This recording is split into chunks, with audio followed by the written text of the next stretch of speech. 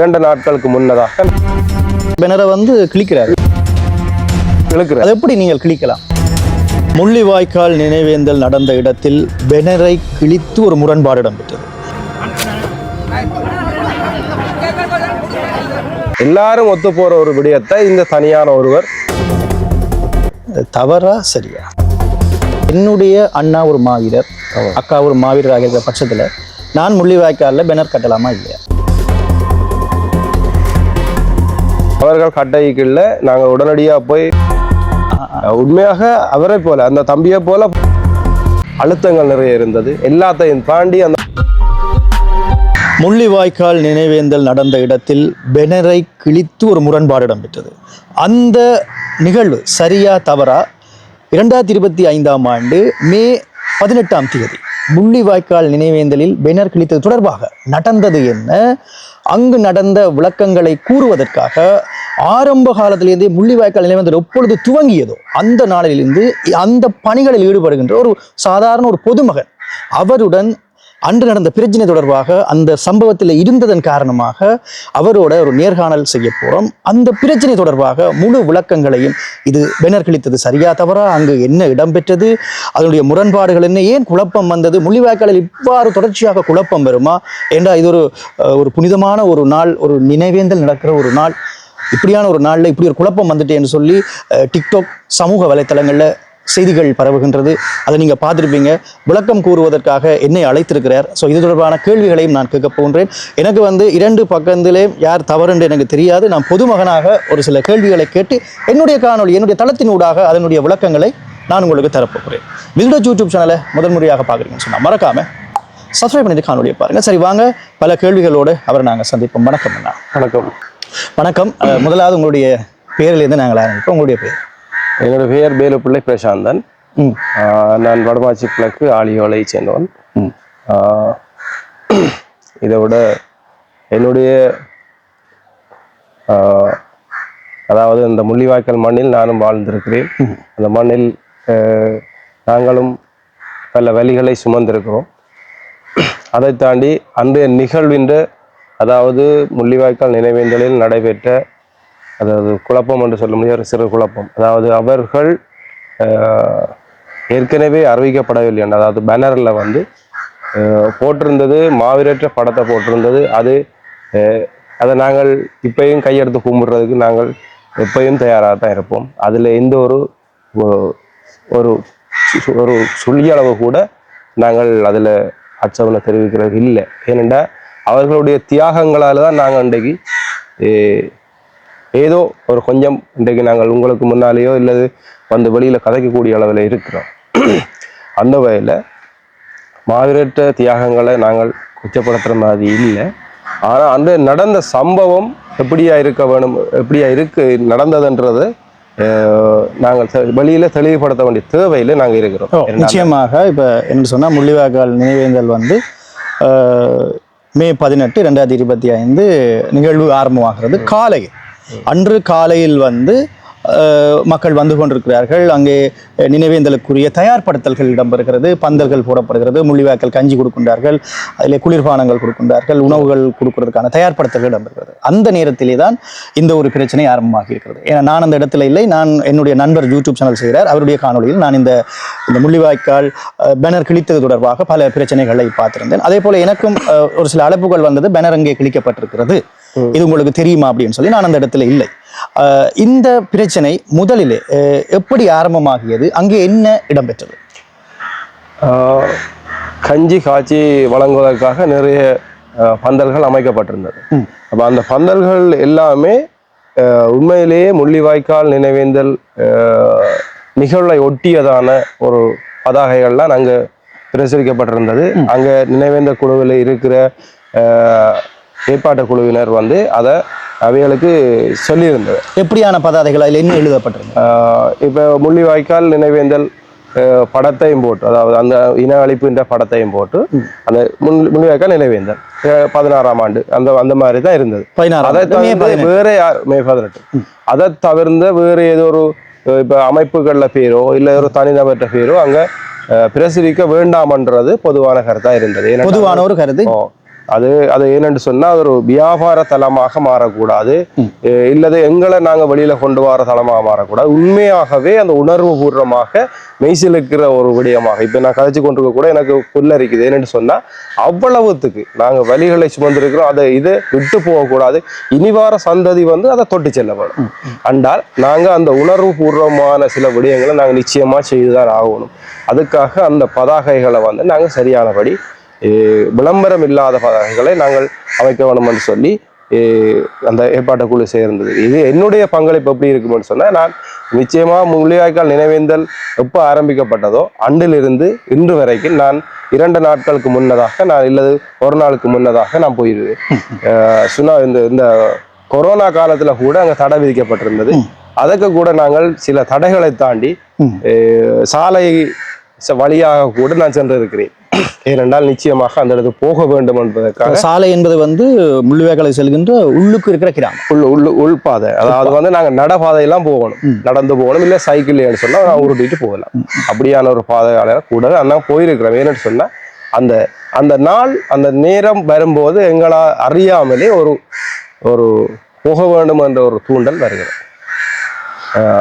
தொடர்ந்து நீங்க அந்த பதாகை இந்த இது அது அவர்கள் கட்டைக்குள்ள நாங்கள் உடனடியாக போய் ஃபாதருக்கு போய் சொன்னது. ஃபாதர் தவறான ஒரு பதாகை ஒன்று. உங்களுக்கு அந்த பதாகை கட்டினம் தகவல் அதுக்கு பிறகு சொல்லுங்க.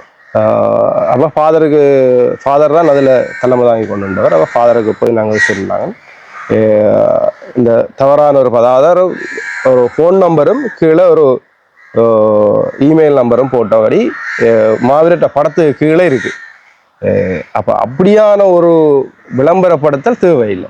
அப்போ அதை சொன்ன உடனே அந்த முள்ளிவாய்க்கால் ஏற்பாடு குழுவினர் போய் அந்த பதாகையை நீக்க சொல்லி சொன்னார். ஆனால் அவை நீக்கிறதுக்கான அவர் தயாராக இருந்த அந்த சந்தர்ப்பத்தில் முதலாவது தர நீக்க நான் அதில் இல்லை. ஆனால் திரும்ப அதை எடுத்து காட்டினது. அப்போ கட்டும்போது அறுத்து வச்சிருக்க. அப்போ நம்ம கேட்டுலாம் நம்ம அதில் கேட்குறேன், நீங்கள் வீடியோவில் கூட பார்த்துருப்பீங்க. இப்போ என்ன நடந்ததுன்னு கேட்க அவர் மாவீர படம் வேண்டாம். உடனடியாக மாவீர படத்துக்கு கீழே பார்த்தா கீழே உண்மையிலே விளம்பரப்படுத்தல் இருந்தது. இப்போ நான் சொன்னான் தம்பி, சரி, விளம்பரப்படுத்தல் இருந்தது என்று குறிப்பிடுகின்றீர்கள். அது எப்படியான விளம்பரப்படுத்தல்? அதில் என்ன இருந்தது? அது ஒரு வெளிநாட்டு நபருடைய போன் நம்பர். ஓகே. அதற்கு கீழாக அவருடைய இமெயில் அட்ரஸ். அவருடைய எப்படி அடையாளப்படுத்துறீங்க? அல்லது ஒரு பொதுவான ஒரு இமெயில் அட்ரஸ் உண்டு. அப்போ எங்கள கருத்து என்னன்னு சொன்னா, உண்மையிலே அதை நான் பொதுவான இருந்தா கூட அந்த ஏற்பாடு குழுவில் இருந்தா கூட இவராக இருந்தாலும் அந்த எல்லாரும் ஒத்து போற ஒரு விடயத்தை இந்த தனியான ஒருவர் அதை குழப்புற மாதிரி செய்கிறார். தான் கஞ்சி காய்ச்சல் சொன்னா, நான் தம்பி நீங்க வந்தது கட்டாயம் நீங்க இந்த நிகழ்வை செய்ய வேணும், எல்லாத்தையும் செய்யுங்க. நீங்க மாவீரட்ட படத்தை போடுறதா போடுங்க, ஒரு பிரச்சனையும் இல்லை. அந்த நம்பரை நீக்கிற மாதிரி வச்சுட்டு திருப்பி கட்டுங்க மாட்டான். அவர் திரும்பவும் சொல்லப்பட்டது நீங்கள் பேனர் கட்டுங்க. ஆனால் அந்த இருக்கிற அந்த மெயில் ஐடி தொலைபேசி இலக்கத்தை அழித்து விட்டு செய்யுங்கன்னு சொன்னாங்க. நானே காணொலியில் பார்க்கின்ற பொழுது அப்படியான வெளியில தெரியல. அது என்னண்டா இப்படித்தானே நாங்க சொன்ன நிறைய விடயங்க. அந்த அம்மாவுக்கு கூட நான் நிறைய விஷயம் சொல்லி இருக்கிறேன். என்னண்டா எந்த அம்மா? அதுல இன்னொரு அம்மா பக்கத்துல நிக்கிறான், அந்த தம்பியோட இன்னொரு அம்மா. என்னண்டா அப்ப எங்களோட நாளைக்கு மாவீர படத்தை விட இல்லை அங்க இஞ்சின்னு அவன் நிறைய கழிச்சுவா. ஏனண்டா நாங்க ஒவ்வொருவரும் அதுல வந்த அவ்வளவு பேரும், அது சில பேர் தங்கள தேவைகளுக்காக புலனாய்வு சம்பந்தமாக வந்திருந்தா கூட அதிகளவான 100% 99% உண்மையாவே அந்த உணர்வுகளோட வந்தவர்கள்.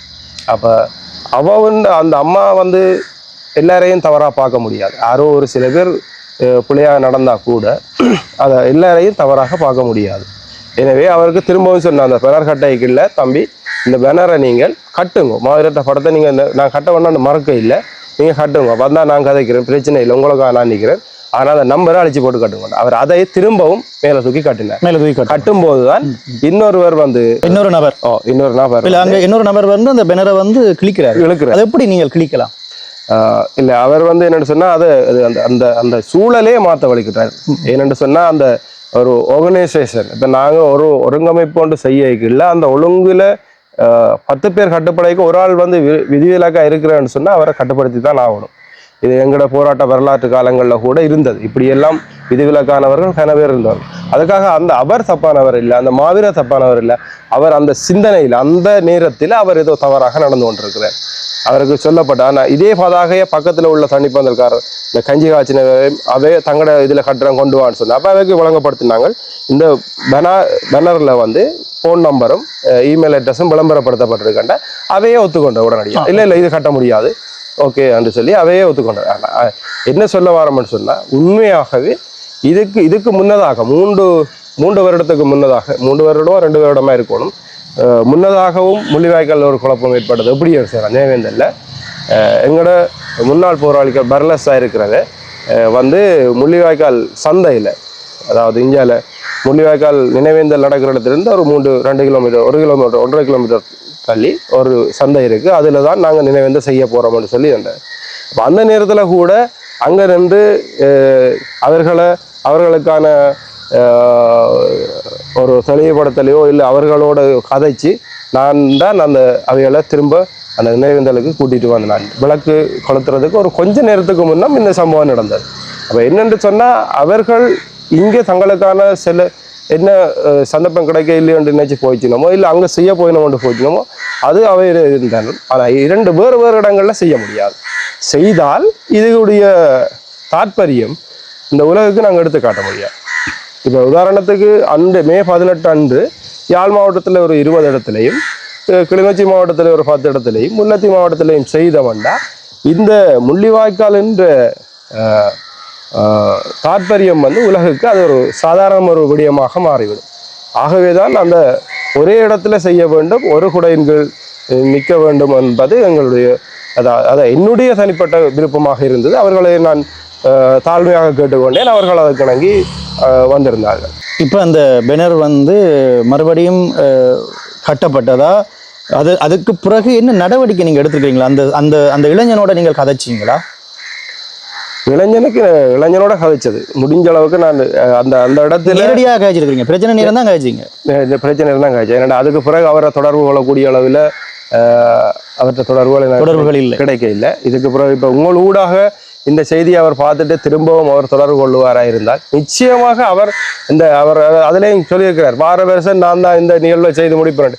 எந்த தடையும் இல்லை, நீ எவரும் பெறலாம், எல்லாரும் பெறலாம், எவரும் செய்யலாம். ஆனால் ஒரு கட்டமைப்பு என்ன என்றால் அந்த ஒரு விளம்பரப்படுத்த இருக்கக்கூடாது. அங்க ஒரு நிர்வாக கட்டமைப்பு இருக்கு, அந்த குழு ஒன்று இருக்கு. அந்த குழுவோட இணைந்து நாங்கள் செய்ய வேணும்.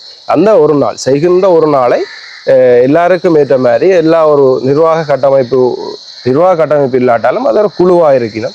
அந்த குழுவோட இணைஞ்சு நாங்கள் எல்லாரும் செய்யக்கூடிய சந்தர்ப்பம் இருக்கின்றது. முக்கியமாக எனக்கு ஒரு என்னுடைய அண்ணா ஒரு மாவீரர், அக்கா ஒரு மாவீரர் ஆகிற பட்சத்தில் நான் முள்ளிவாய்க்காலில் பேனர் கட்டலாமா இல்லையா? அதை எப்படி நான் கட்டுறது?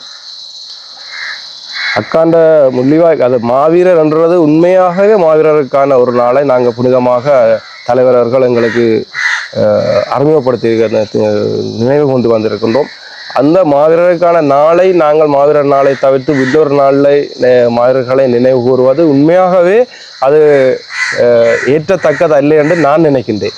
ஏன்னா ஒரு மண்ணுக்காக மடிந்த மக்கள் இழைத்தவர்கள் இல்லை சளைத்தவர்கள் இல்லை. ஆனால் இருந்தாலும் தங்களுடைய அனைத்து தேவைகளையும் அனைத்து சந்தோஷங்களையும் இழந்து இந்த மண்ணுக்காக இந்த மக்களுக்காக போராட துணிந்த ஒரு மறவர்களை நாங்கள் பிரத்யோகமாக, அதாவது விசேடமாக அவர்களுக்கான ஒரு நாள் இருக்கும்போது அவர்களையும் நாங்கள் இதுக்குள்ள கொண்டு வந்து இது மாவீரர்கள் நாளைக்கு மாவீரர் நாள் வந்து ஒரு சிறப்பு இல்லாமல் போய்விடுவோம் என்ற ஒரு ஐயமும் இருக்கின்றது. அப்போ அதுதான் நான் இப்போ என்ன கேட்குறேன்னு சொன்னால், அப்போ இப்போ அந்த இளைஞன் அந்த இடத்துல பேனரை கட்டினது தவறா சரியா? நான் நினைக்கிறேன் இது முள்ளிவாய்க்கால் இன அழிப்புன்றது இது மக்களை கொல்லப்பட்ட ஒரு நாளாக உலகம் எல்லாம் சொல்லப்படுகிறது. நாளைக்கு நாங்கள் மாவீரர்களை கொண்டு போய் அங்கே வச்சோம்னு சொன்னால் என்னுடைய பார்வையில் இது மாவீரர்களைத்தான் நாங்கள், இது விடுதலை புலிகளைத்தான் நாங்கள் அழிச்சினாங்கள், இது புலிகளை கொல்ல இல்லை. ஏனெண்டா பார்த்தீங்கன்னா இங்கே பார்த்தா பேனர் எல்லாம் நீங்கள் பாருங்க, அவைகள் மாவீரர் தான் நினைவு கூறினோம். அதால அங்க கொல்லப்பட்டதெல்லாம் விடுதலை புலிகள் அப்படி ஒரு சிந்தனை நடந்துருமோடு நீங்க வந்துடும்ன்றது என்னுடைய ஐயமா இருக்கின்றது. இல்லையா? இப்ப அரசாங்கமும் இப்ப இந்த முறை இந்த முள்ளிவாய்க்கால் நினைவேந்தலை எப்படி பார்க்குறதுன்றதை நீங்கள் செய்திகளில் அறிஞ்சிருப்பீங்க. அது தொடர்பாக அமைச்சர்களுடைய கருத்தை நீங்கள் பார்த்துருப்பீங்க.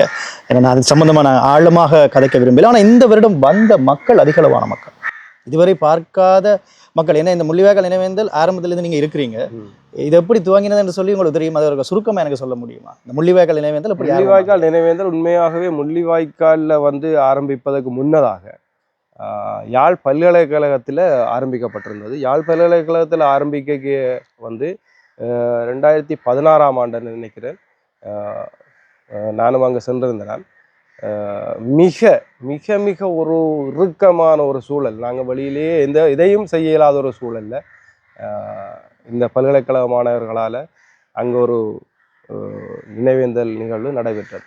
அதில் நானும் பங்கு கொண்டிருந்தேன். அதற்கு பலத்த பாதுகாப்பு, இராணுவ பாதுகாப்பு வழங்கப்பட்டிருந்த. வெளியில் இராணுவம் பெரிய அதாவது சொன்ன இராணுவத்தினுடைய அழுத்தங்கள் நிறைய இருந்தது. எல்லாத்தையும் தாண்டி அந்த மாணவர்களுடைய செயல்பாடுன்றது அந்த 2016 மிக அந்த எழுச்சி பூர்வமாக இருந்தது. இப்போ முள்ளிவாய்க்கால் நினைவேந்தல் தொடர்பாக இப்போ எங்களுக்கு வந்து இப்போ நாங்கள் எல்லாம் வந்து நினைவேந்தல் அன்றுதான் நாங்கள் செல்வோம். இப்போ நினைவேந்தலுக்கு மட்டும்தான் நாங்கள் செல்றது. நிர்வாகம் சார்ந்து இதை யார் ஒழுங்குபடுத்துகின்றார்கள், யார் இதை செய்கின்றார்கள் சொல்லி யாருக்குமே தெரியாது. அப்போ இப்போ நான் வந்து ஒரு விஷயம் செய்ய போகிறேன், கஞ்சி கொடுக்க போகிறேன்னு சொன்னால் இப்போ அதை தொடர்பு கொள்கிற விடயங்களும் உங்களுக்கு தெரியாது. ஆனால் அதுக்கென்று திடீரென்று அடாத்தா போய் ஒரு கஞ்சி கொடுக்குற ஒருத்தரை நிறுத்துறதோ அல்லது ஒரு பெனர் கட்டுறதை நிறுத்துறதோ ஒன்று இல்லாமல் எதிர்காலத்தில் நிகழ்வுகள் நடக்கின்ற பொழுது, இந்த நினைவேந்தல் நிகழ்வு நடக்கின்ற பொழுது அதை எப்படி அணுக போகிறோம், அதை என்ன மாதிரி திட்டத்தோட செய்ய போகிறோம், ஏதாவது சொல்ல முடியுமா எனக்கு தொடர்பாக? நிச்சயமாக நான் இந்த முறை கதைச்சிருக்கிறேன்.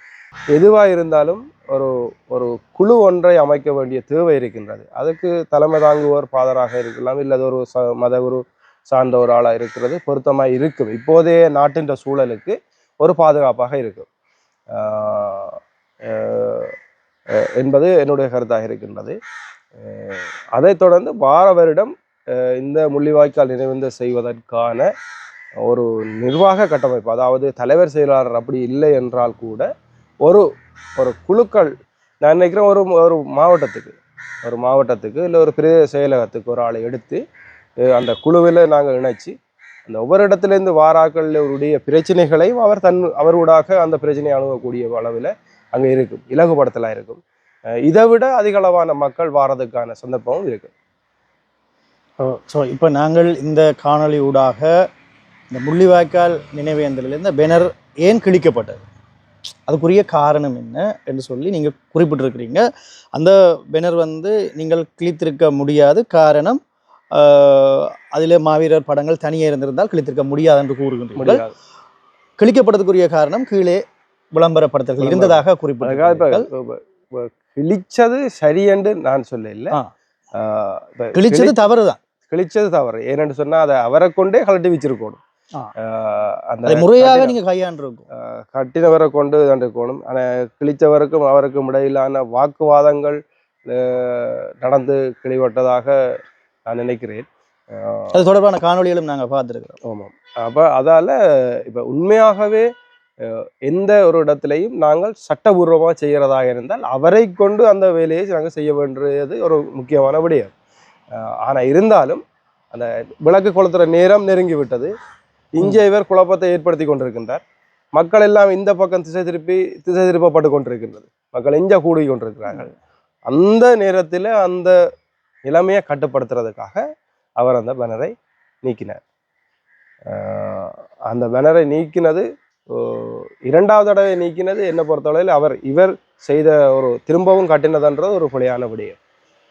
அவர் நீக்கி இருந்ததால் அந்த நிலைமை அந்த உடனே அதில் சோலாகி எல்லாரும் நினைவேந்தல் இடத்துக்கு போயிட்டு, அதாவது விளக்கு கொளுத்துற இடத்துக்கு அந்தந்த அதுக்கு பிறகு பிரச்சனை முடியுது என்ன அதோட முடிஞ்சுது. அதுக்கு பிறகு வந்து அவரை நாங்கள் தொடர்பு கொள்ளையெல்லாம் போயிட்டு என்னென்னு சொன்னால் அவருடைய தொடர்புகள் எனக்கு கிடைக்கல. எனக்கு கிடைச்சிருந்தா கூட வாரமுறை கூட நிச்சயமாக அந்த தம்பியும் இந்த குழுவில் சேர்ந்து இந்த நிறைய நிகழ்வுகள் அங்கே 2 நாளைக்கு முன்னதாக நீங்கள் வந்தால் தெரியும், அங்கே வேலைப்பாடு நிறைய இருக்கிறது. அப்போ அந்த வேலைகளில் நீங்கள் பங்கு கொள்ளணும் என்று நாங்கள் கேட்டுக்கொள்கிறோம்.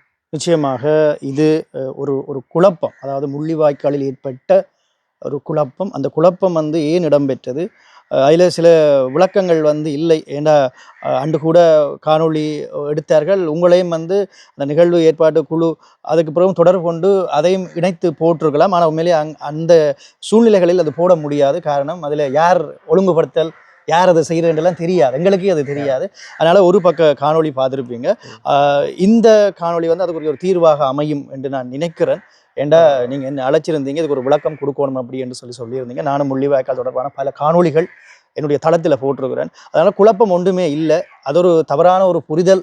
அந்த ஒரு புரிதல் ஊடாக அது அங்கே பேசப்பட்டு அது வேறு விதமாக சென்று என்ன 2 பேர் பேசும்பொழுது அது கொஞ்சம் டென்ஷன் ஆகி அது வேறு விதமாக அது முடிஞ்சுது. உண்மையாக பார்த்தீங்கன்னு சொன்னால் நான் வந்து ஏற்பாட்டு குழுவில் இல்லை.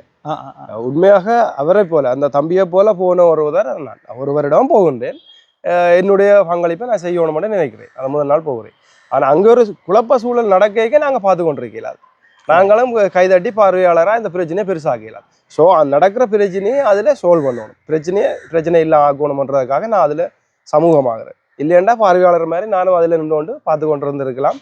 எனக்கும் அது இதில் இந்த வீடியோவும் அதில் வந்திருக்க இல்லை. நான் அதில் நிற்கிறேன், என்ன நடந்தது, இல்லை நான் தான் அந்த பேனரை கிழிச்சதோன்றது ஒரு பார்வையும் இருக்கலாம். அப்போ இல்லை, நான் அந்த தம்பியை இலக்கியா தென்றலுடைய பேனர் கட்டின தம்பியை வந்து நான் வந்து அதாவது அவருடைய சார்பாக கருத்துக்கள் கேட்டு அவருக்கான ஒரு ஆதரவாக நான் யார் கிழிச்சதுன்னு கூட நான் திரும்பி அதில் கேட்டிருக்கேன். கிழிச்சவரு கூட நீங்க பேசினீங்கன்னு சொல்லியிருந்தேன். நிச்சயமா தவறு என்று சொல்லி அவருக்கு பேசினதாகவும் நான் அறிஞ்சிருக்கிறேன். ஆமாம், நான் பேசினேன். என்ன அந்த அந்த அவையால கையாளுற விதம், நாங்கள் எப்பயும் எங்களோட இருக்கிறாங்கள வெளியில போக வைக்கக்கூடாது. அப்போ அவையால கையாண்டிருக்கலாம், அன்பா கழிச்சிருக்கலாம், இல்லை நானே ஏறி அவருக்கு அவுட்டு இருக்கலாம். கண்டிப்பா அந்த விடயங்களை என்ன பொறுத்தவரையில அறுத்திருக்க கூடாது. நீங்க அதை அழகாக கையாண்டு மேலே இவரே ஏறி அவுட்டு இருக்கலாம். ஓகே, அந்த தவறு அவர் புரிஞ்சு கொண்டிருப்பார். இந்த தம்பியும் இந்த ஒரு ஏற்பாட்டு குழு ஒன்று இருக்க வேணும். அந்த குழுவினுடைய தொடர்புகளை பெற்று நீங்கள் அதில் செய்ய வேணுமன்றது சில நடவடிக்கைகள் நாங்கள் இன்னும் அதில் செய்ய வேண்டியா இருக்குது. நான் ஃபாதரோட கழிச்சிருக்கிறோம், அந்த ஏற்பாடு குழு இருக்கிற அண்ணையாவோட கழிச்சிருக்கிறோம். வாரமுறை நீங்கள் என்னென்ன அந்த விடயம் என்னென்னா விளம்பரப்படத்தில் முற்றாக தடுங்கும். அது உண்மையிலே தேவையில்லை. வாரமுறை இதே கட்டுப்பாடு தான் இருக்கும். அதால் நீங்கள் விளம்பரப்படத்தில் நிற்பாட்டி நீங்கள் பெரும்பாலும் முள்ளிவாய்க்கால் மக்களை வந்து இன அழிப்பு செய்யப்பட்டன்ற விடயத்தை பெரும்பாலும் கொண்டு வரது நல்ல விடயம் என்று நான் நினைக்கிறேன்.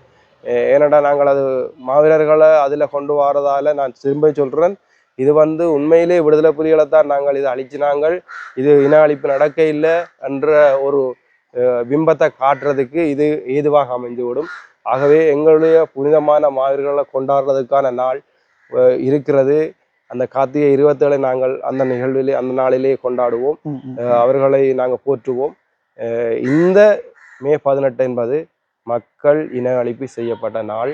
இந்த நாளை நாங்கள் மக்கள் இன அழிப்பு செய்யப்பட்ட நாளாகவே நாங்கள் செய்ய வேண்டும் என கேட்டு நன்றி. நல்ல ஒரு விளக்கம் சொன்னார். எனக்கு வந்து 2 பகுதியும் யாரென்று தெரியாது. ஆனால் ஒரு தகவல் பரவுது என்று சொன்னால் அதுக்குரிய விளக்கத்தை வந்து கேட்கணும். நான் அந்த தம்பியோட வந்து தொடர்பு கொள்ளையில், ஏன்னா அந்த காணொலியில் தம்பி தன்னுடைய காணொலியிலே விளக்கம் சொல்லியிருக்கிறாரு.